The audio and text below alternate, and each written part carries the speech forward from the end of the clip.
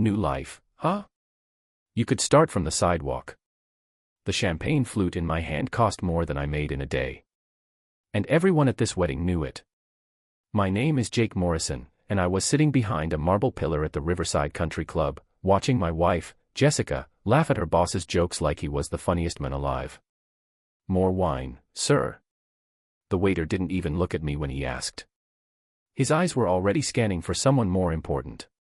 Sure, kid. Keep it coming. Jessica caught my eye from across the ballroom and gave me that smile. The one that used to mean something before she started working at Hartwell and Associates. Now it just meant behave yourself and don't embarrass me.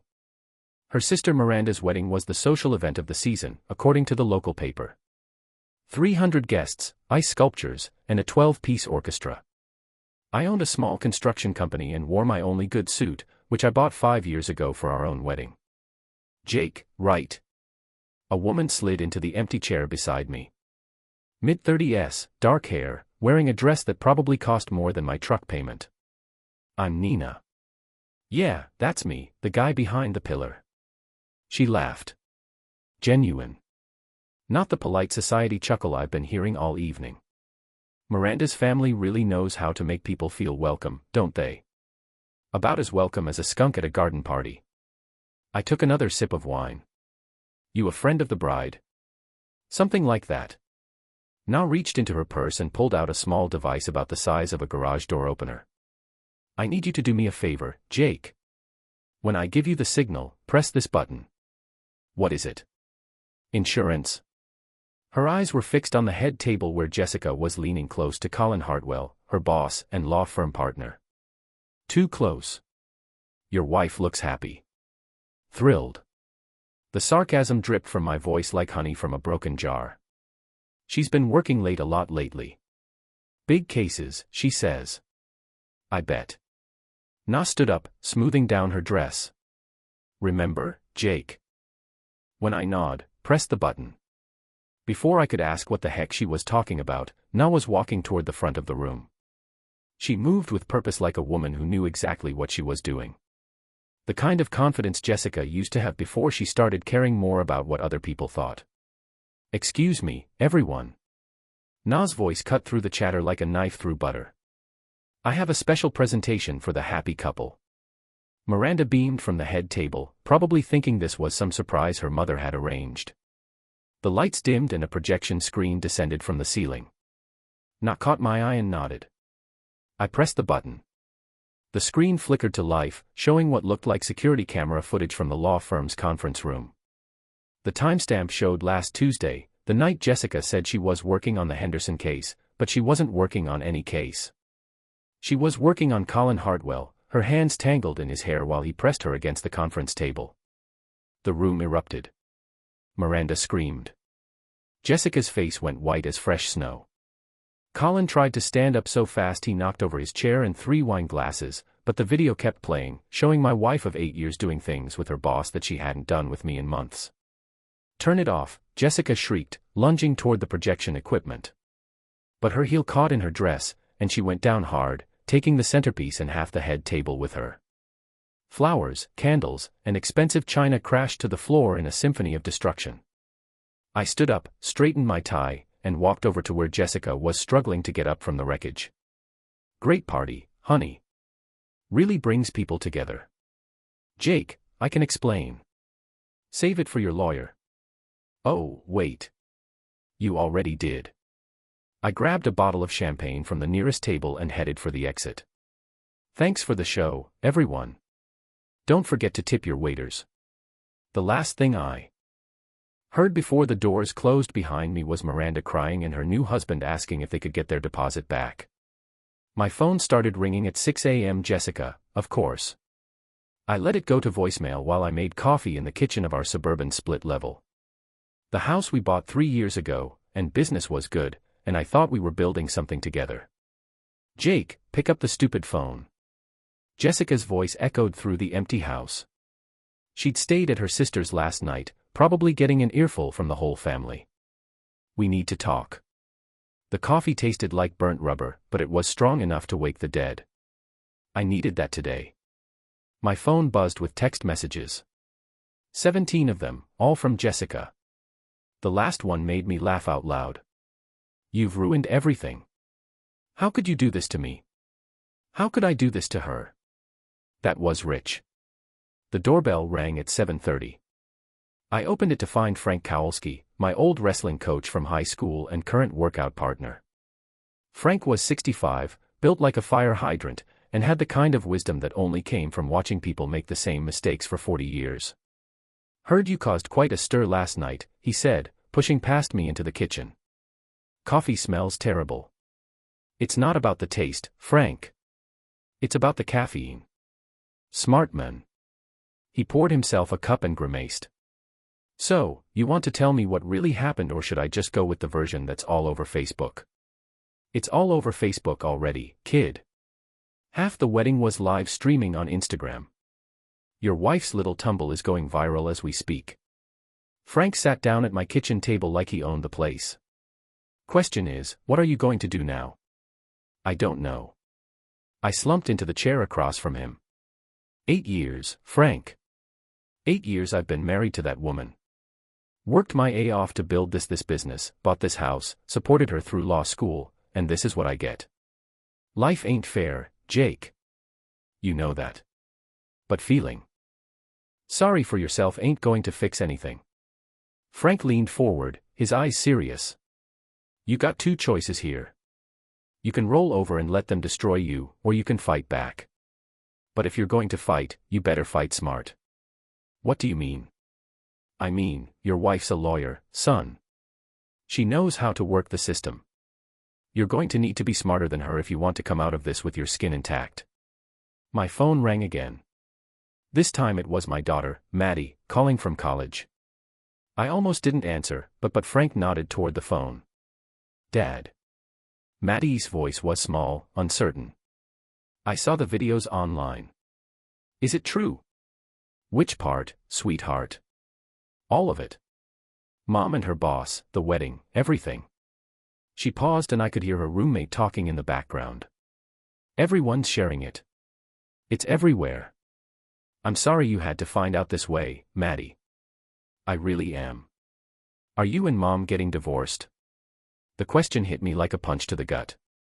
I don't know yet, honey. We haven't talked about it. Good. Her voice got stronger, more determined. Because I think you should take her for everything she's worth.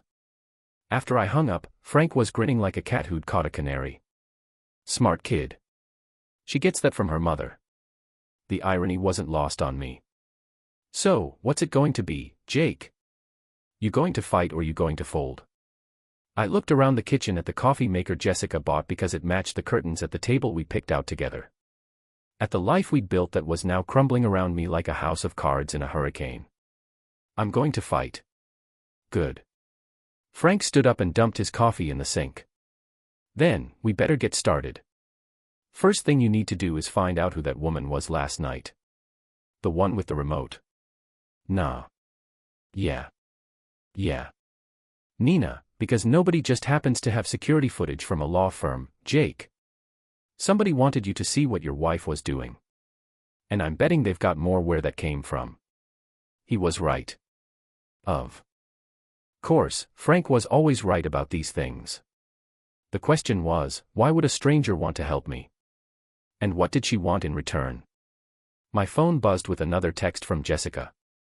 Coming home at noon. We're going to settle this like adults.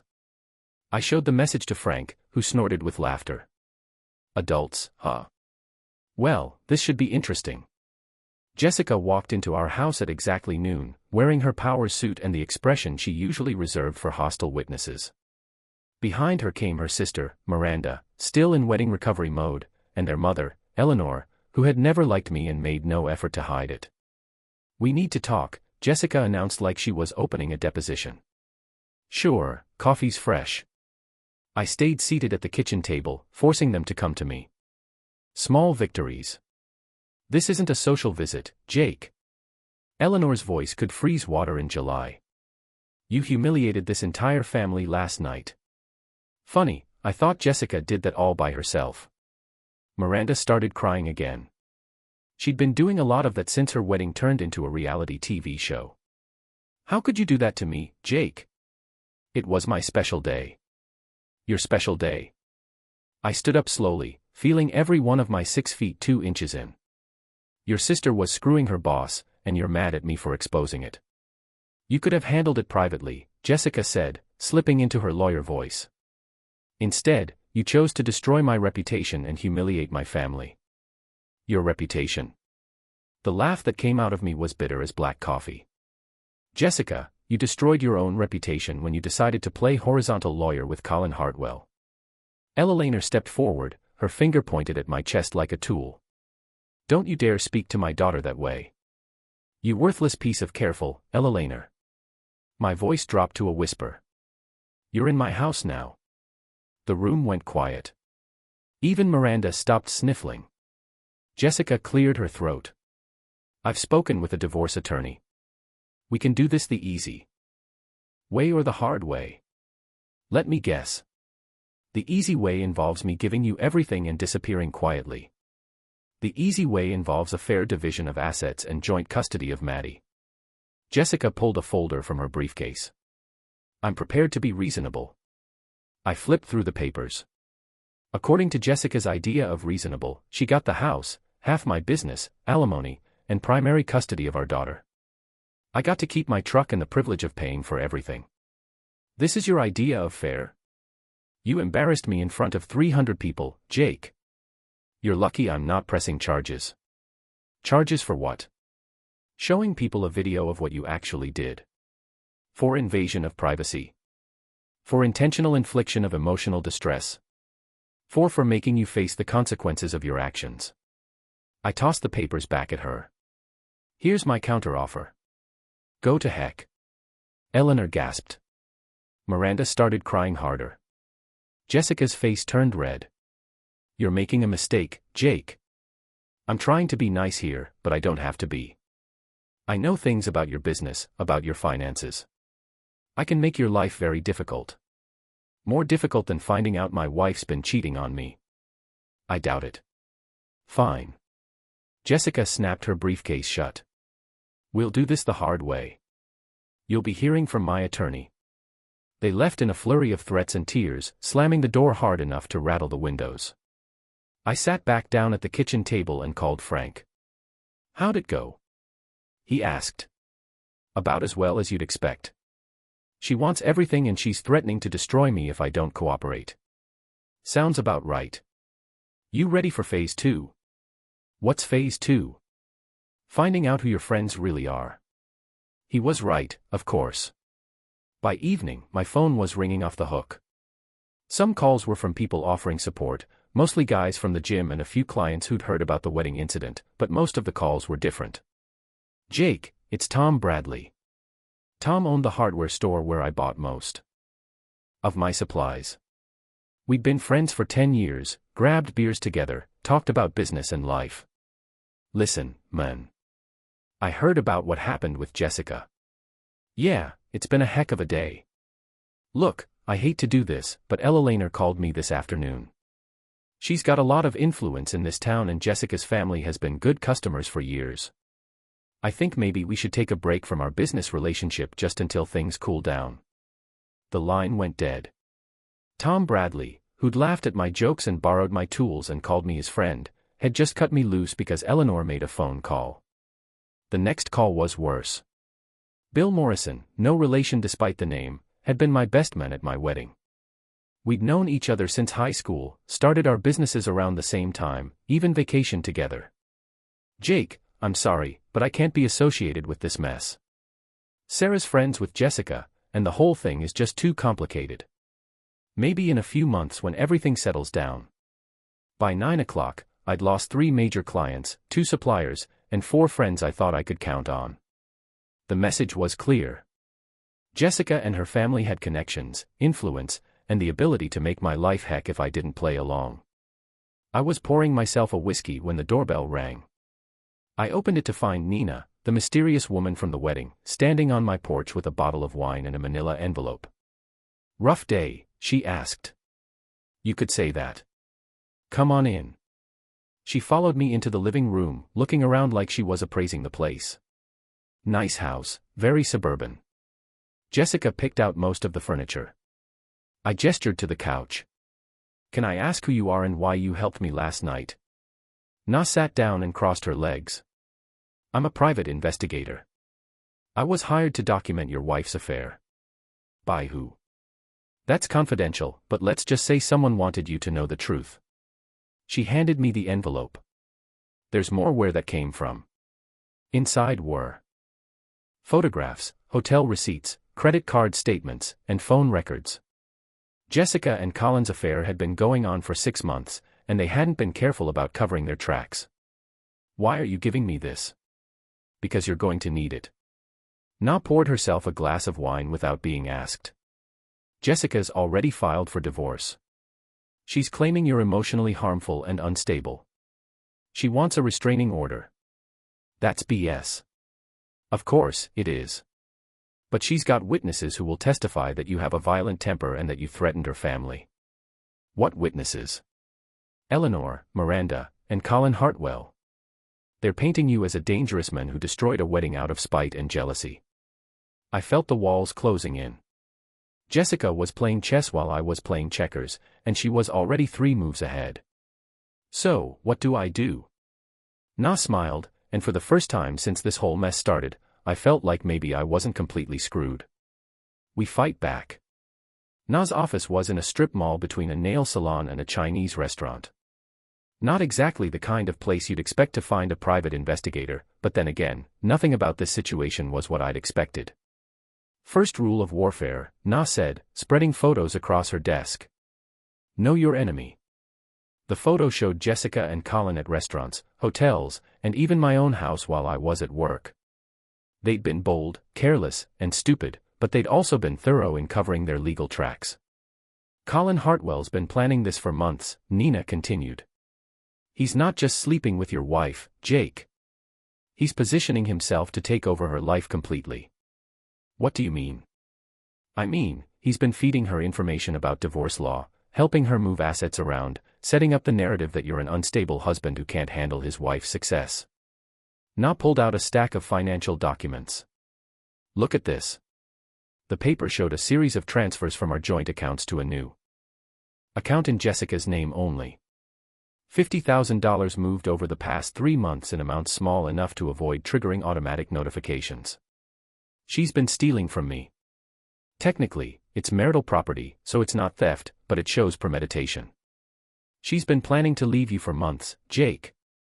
The wedding incident just gave her an excuse to play the victim. I studied the photos, feeling my anger build like pressure in a boiler. Jessica laughing with Colin at expensive restaurants while I ate leftover pizza at home. Jessica in hotel rooms I couldn't afford while I worked 16-hour days to pay the mortgage. Jessica building a new life while systematically destroying mine. There's more, Nina said, pulling out another folder. Colin's wife filed for divorce last week. Turns out your wife isn't his first affair. His wife knows. Margaret Hartwell knows everything. She hired me 6 months ago when she suspected Colin was cheating. She just didn't know it was with your wife until recently. Na leaned back in her chair. She's the one who wanted you to see that video. Why? Because misery loves company. And Margaret Hartwell is very, very miserable. Her husband's been cheating on her for years, but she never had proof. Now she does, and she wants to make sure Colin pays for it. So, I'm just a pawn in her revenge scheme. We're all pawns, Jake. The question is whether you want to be a pawn or a player. Nina is right. I'd been reacting to Jessica's moves instead of making my own. Time to change that. What do you need from me? Access to your house, your business records, and your wife's computer if possible. If we're going to prove she's been planning this, we need evidence of premeditation. She changed all the passwords on her laptop. That's okay. I have other ways. Over the next week, Na and I worked together to build our case. She was thorough, professional, and surprisingly good company. We spent long hours going through financial records, phone bills, and credit card statements, piecing together the timeline of Jessica's betrayal. She's been sloppy, Na observed, highlighting another suspicious transaction. Lawyers always think they're smarter than everyone else, but they make the same mistakes as everyone else. Jessica's always been arrogant. She thinks she's the smartest person in any room. Pride goeth before the fall. Now looked up from the papers. Speaking of which, how are you holding up? This can't be easy. I've been better. That was an understatement. I'd barely slept in a week. I'd lost 15 pounds and I was drinking too much. But I was also more focused than I'd been in years. I keep thinking about all the signs I missed. The late nights, the new clothes, the way she started picking fights over nothing. Don't do that to yourself. Cheaters are good at hiding their tracks, especially when they're lawyers. Yeah, well, this lawyer made some mistakes. We found them over the next few days. Email exchanges between Jessica and Colin discussing their exit strategy, text messages about hotel reservations and weekend trips, credit card receipts for expensive dinners and gifts, a paper trail that showed Jessica had been living a double life for months. But the smoking tool came from an unexpected source. My daughter Maddie. Dad, I found something on Mom's iPad. She said during one of our nightly phone calls. She left it logged into her email when she visited me at school last month. What kind of something? Emails between her and Colin and between her and some divorce attorney. Dad, they've been planning this since Christmas. Christmas. While I was buying Jessica expensive jewelry and planning a romantic vacation, she was planning to leave me. Can you forward me those emails, sweetheart? Already did. Check your inbox. The emails were devastating. Jessica and Colin discussing how to manage me during the divorce. Jessica and her attorney strategizing about how to maximize her settlement. Most damning of all, an email from Jessica to Colin dated 2 weeks before the wedding. After Miranda's wedding, we'll have the perfect opportunity to make Jake look unstable. One public incident and I can get everything I want in the divorce. They'd planned it. The whole thing was a setup designed to make me look like the bad guy while Jessica played the innocent victim. This changes everything, Na said when I showed her the emails. This proves malicious intent. Your wife wasn't just cheating. She was actively working to destroy your reputation and steal your assets. What do we do with it? We use it to destroy her first. The plan was elegant in its simplicity. Jessica wanted to play victim. We'd give her something to really cry about. Na had connections throughout the legal community, other private investigators, process servers, court reporters, and paralegals who knew where all the bodies were buried. Within a week, word was spreading through the local bar association that Jake Morrison was having an affair with her married boss and had been caught on video. Lawyers love gossip more than anyone, Na explained as we sat in her car outside the courthouse. And they hate being embarrassed. Jessica's reputation is about to take a serious hit. The first domino fell on a Tuesday morning. Margaret Hartwell filed for divorce, citing adultery and requesting half of Colin's assets, including his partnership in the law firm. She also filed a civil suit against Jessica for alienation of affection, a rarely used law that allowed spouses to sue their partner's lover for damages. The second domino fell that afternoon. The managing partners at Hartwell and Associates called an emergency meeting and suspended both Colin and Jessica pending an internal investigation. Apparently, having affairs with married colleagues was bad for the firm's reputation. The third domino was the most satisfying.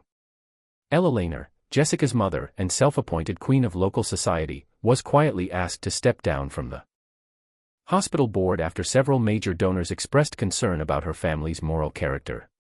How does it feel? Na asked as we watched Jessica storm out of her law firm's offices carrying a box of personal belongings. Like Christmas morning, I admitted. But Jessica wasn't going down without a fight. She escalated her legal attack, filing for an emergency restraining order and claiming I was stalking and harassing her. She had witnesses Colin, Eleanor and Miranda who testified that I'd made threatening phone calls and driven past her sister's house where she was staying. The problem was I had alibis for every incident she claimed. Na had made sure of that, keeping detailed records of my whereabouts and even providing security camera footage that contradicted Jessica's timeline. Your wife's getting desperate, Nina observed as we left the courthouse after the restraining order was denied. Desperate people make mistakes. The biggest mistake came 3 days later. Jessica, apparently convinced that she could salvage her relationship with Colin, met him at the same hotel where they'd been conducting their affair. What she didn't know was that Colin was wearing a wire courtesy of his wife's attorney. The recording was devastating. Jessica admitting that she'd lied about the threatening phone calls. Jessica discussing how to hide assets from the divorce court. Jessica calling me a pathetic loser who deserved everything he got. But the best part was when Colin told her he was ending their relationship and going back to his wife to try to save his marriage. Jessica's response was a profanity-laced tirade that would have made a sailor blush, followed by physical violence that resulted in hotel security being called. She hit him with a lamp, Na reported, barely containing her laughter. Hot security has it all on video. Colin's pressing charges for assault. You're kidding. I never kid about assault charges. Your wife is looking at criminal prosecution.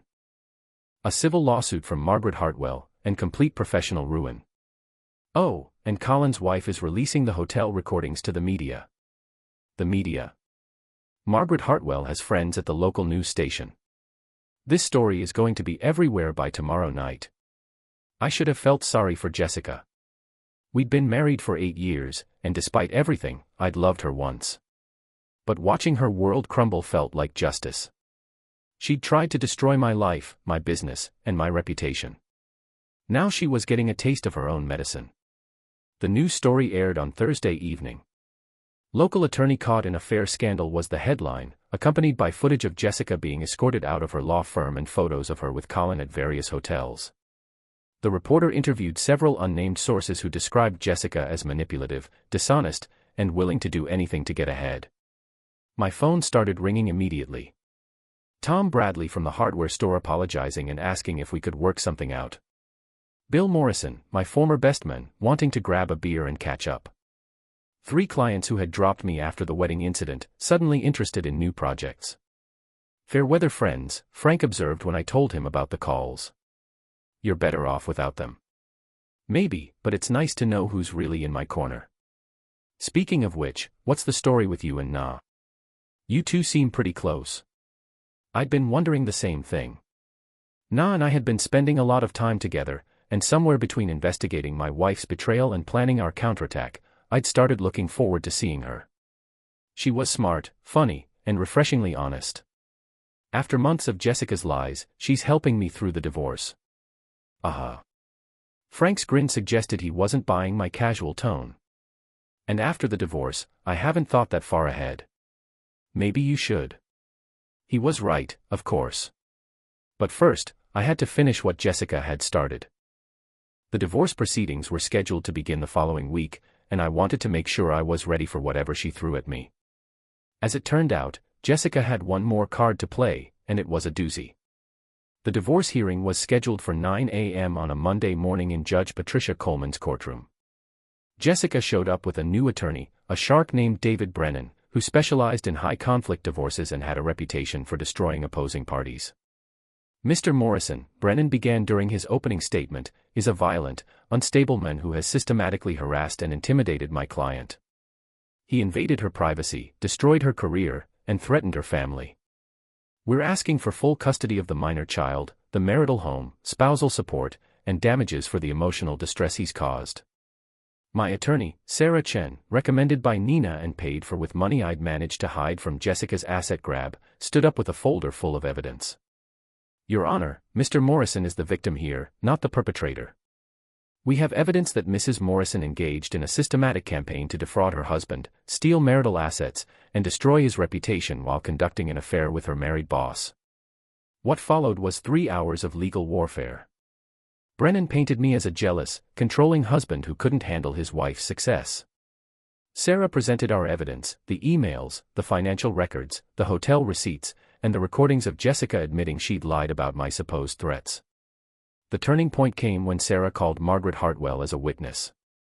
Margaret, impeccably dressed and radiating the kind of quiet dignity that comes from surviving betrayal, testified about her husband's affair with Jessica and the recording of Jessica's violent outburst at the hotel. Mrs. Morrison struck my husband with a lamp when he attempted to end their relationship, Margaret said calmly. She also made several threats against both him and me, which I reported to the police. Brennan tried to object, but Judge Coleman was having none of it. The evidence was overwhelming, and Jessica's credibility was shot. But Jessica had one last desperate move. During a recess, she approached me in the hallway with tears in her eyes and her voice shaking. "Jake, please, we can work this out. I made mistakes, but we can fix this. Think about Maddie. Think about our family. Our family." I looked at the woman I'd been married to for 8 years, and I felt nothing but pity. "You destroyed our family, Jessica. You did that, not me. I'll give up everything. The house, the money, all of it. Just don't let them destroy me completely. You should have thought of that before you decided to screw your boss and steal my money. Jacob, please. No." I walked away, leaving her standing in the courthouse hallway with mascara running down her cheeks. Judge Coleman's ruling was swift and decisive. I got the house. My business remained mine alone, and Jessica was ordered to pay back the money she'd stolen from her joint accounts.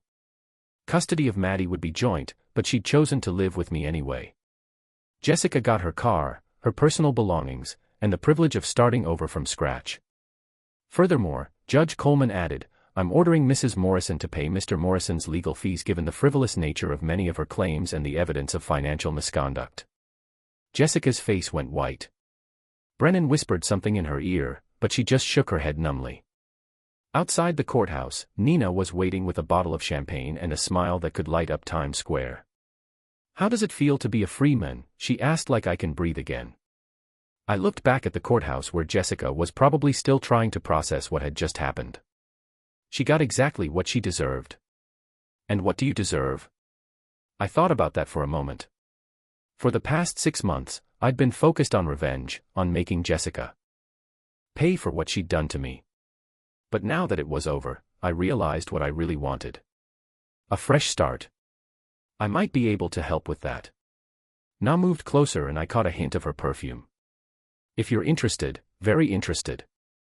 We drove back to my house now, not ours, and opened the champagne on the back deck overlooking the yard where Jessica had planted roses that never bloomed. The afternoon sun was warm on my face. And for the first time in months, I felt genuinely happy. "So, what's next?" Na asked, curled up beside me on the porch swing. "Well, I've got a business to rebuild, a relationship with my daughter to repair, and a life to figure out." I looked at her, this woman who'd appeared out of nowhere, and helped me reclaim my dignity. "Think you might want to be part of that?" "I thought you'd never ask." My phone buzzed with the text from Maddie. "Dad, saw the news about the divorce. I'm proud of you. Can't wait to come home for dinner Sunday. Love you." I showed the message to Na, who smiled and raised her champagne glass. "To new beginnings," and she said, "To getting what we deserve," I replied. We clinked glasses as the sun set behind the trees, painting the sky orange and pink. Jessica was probably packing her belongings and trying to figure out how to rebuild her shattered life. Colin was facing his own divorce and the end of his legal career.